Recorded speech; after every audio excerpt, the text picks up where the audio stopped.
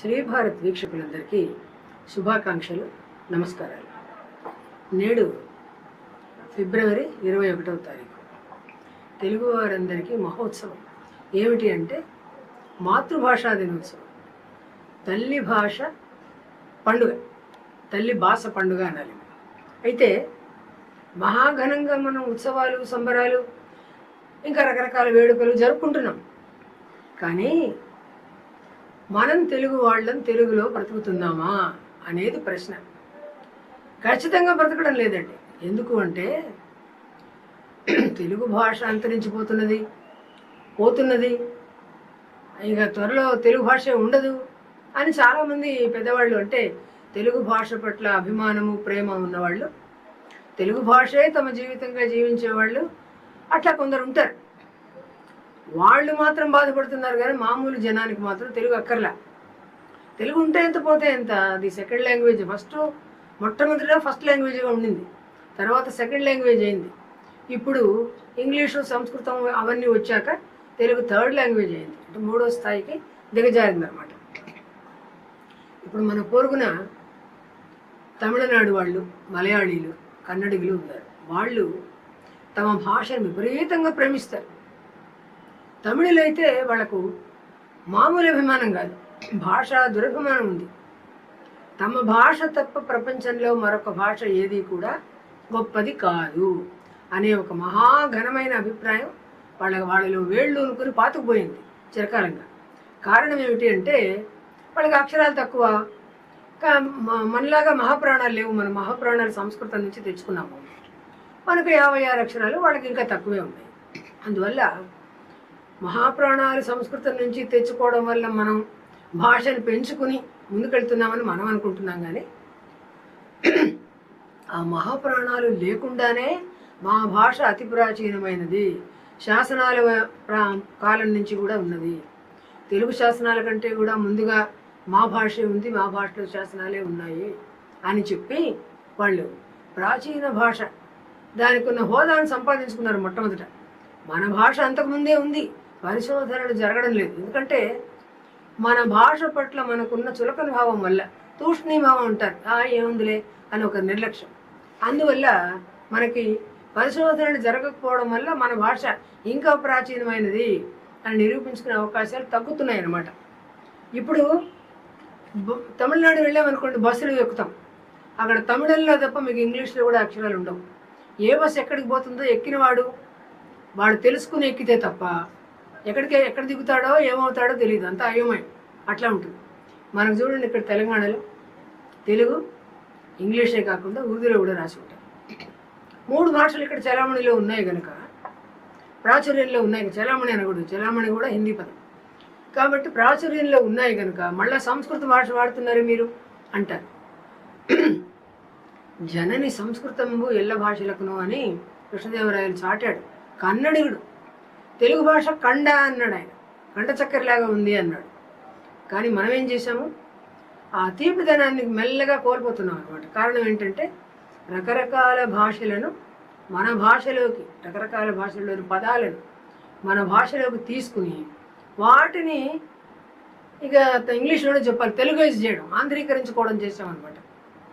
చేసి ఆ పదాలే వాడుతున్నాం. మంచినీళ్ళు అనడంలే, వాటర్ అంటున్నాం, తలుపు అనడంలే, డోర్ అంటున్నాం.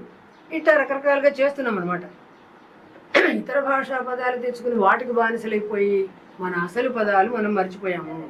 అమ్మను మమ్మీని చేశాము, తెలుగు రుచులు కోల్పోతున్నాము, మర్చిపోయాము. పదార్థాలకు కూడా ఇంగ్లీష్ పదాలే.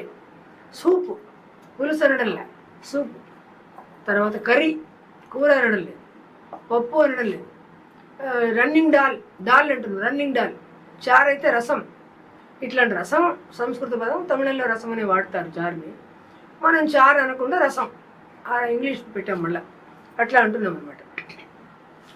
ఇక మార్చి మన పురాణాలు, ఇతిహాసాలు, గ్రంథాలు వాటిని ఆంగ్లంలోకి మార్చిన మహామహుల గ్రంథాలు చదివి అందులో వాళ్ళు కల్పించినవి, మార్చినవి, చేర్చినవి, కూర్చినవి చాలా ఉంటాయి.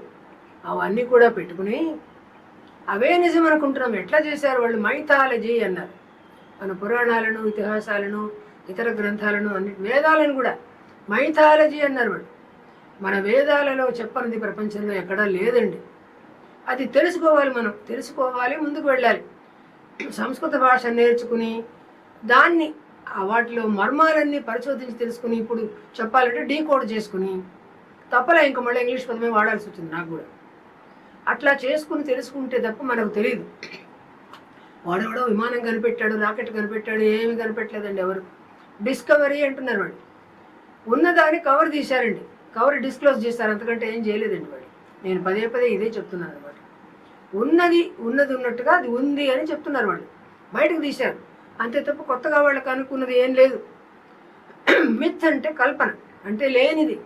అంటే మనకు చరిత్ర లేదా, నాగరికత లేదా, సంస్కృతి లేదా, అన్నీ ఉన్నాయి, మనం తెలుసుకోవడం లేదు. అందుకే అది మిత్ అయింది. మన పురాణాలు, ఇతిహాసాలు మైథాలజీ అంటే కాల్పనిక గాథలు అయ్యాయి. కాదండి, ఆ పురాణాలు, ఇతిహాసాలు, గ్రంథాలు అన్నీ కూడా మన నాగరికత, మన చరిత్ర, మన సంస్కృతి, మన మూలం. ఇవన్నీ మర్చిపోయి పరభాషల కింద బానిసల్లాగా బతికిస్తున్నాం. తెలంగాణను తీసుకోండి ఉదాహరణకి, తెలుగే మాట్లాడతాం, అర్థం కాదు మనకి, వాళ్ళు చాలా వేగంగా మాట్లాడతారు. మనం పదాలు సరిగ్గా అర్థం చేసుకుని అది మనకు బుర్రకెక్కేసరికి టైం పడుతుంది, సమయం తీసుకుంటుంది, అర్థం కాదనమాట. ఎందుకు అంటే హిందీ ఉర్దూ పదాలు విపరీతంగా వాడతారు. అవి ఆ హిందీ ఉర్దూ పదాలు మనకు తెలిస్తే కానీ అవి తెలుగులో ఎంత బాగా ఇమిడిపోయాయి అనేది మనకు అర్థం కాదనమాట. అందువల్ల గర్వంగా చెప్పుకుంటున్నాం, జనని సంస్కృతం ఎల్ల భాషలకు దేశ భాషలందు తెలుగు లెస్స అంటున్నాం. కొందరు ఎగతాళి చేస్తున్నారు తెలుగు లెస్సు అని. తక్కువ ఉంది, ఉండడం లేదు, తెలుగే ఉండడం లేదు. మామూలుగా మనం మాట్లాడుకోవలసిన పదాలను కూడా వాటికి కూడా ఆంగ్ల పదాలు వాడేస్తున్నాం అన్నమాట. కొన్నిటికైతే మనకు తెలుగులో పదాలు లేవనుకోండి, వేరే భాషల్లో పదాలు వాడుతున్నాం. అట్లా కాకుండా గర్విస్తున్నాం మనం, మన తెలుగు భాష మనది అని గర్విస్తున్నాం. తెలుగునాట పుట్టాము, ఇంత గొప్ప భూమి, పుణ్యభూమి, కర్మభూమి, ఆ భూమి ఈ భూమి అని చెప్పి మనం వెతుక్కుంటున్నాం. దాన్ని ఆ మూలాలు తెలుసుకోకుండా ఇక్కడ పుట్టినందుకు కేవలం గర్వించడం కాదు. తెలుగు భాష మాట్లాడండి, తెలుగు భాషలో మనకి ఎన్ని పదాలు ఉన్నాయో తెలుసుకోండి. మన తెలుగు గ్రంథాలలో నీతి సూక్తులు అట్లాంటివన్నీ కూడా, వేమన పద్యాలు, సుమతి పద్యాలు, భగవద్గీత, ఇవన్నీ కూడా పిల్లలకు నేర్పించి వాళ్లకు నాగరికత నేర్పండి. ఆ విధంగా నేర్పితేనే అన్నీ కూడా రంగరించి పోసిన వాళ్ళం మనం అవుతాము. ఆనాడే మనం మన తెలుగు తల్లికి శంకరంబాడి సుందరాచారి గారు రాసిన మహత్తరమైన గీతం, మన తెలుగు తల్లికి మల్లెపూదండలు కైసేసిన వాళ్ళం అవుతాము. మరొకసారి తెలుగు తల్లికి జై చెప్తున్నాను.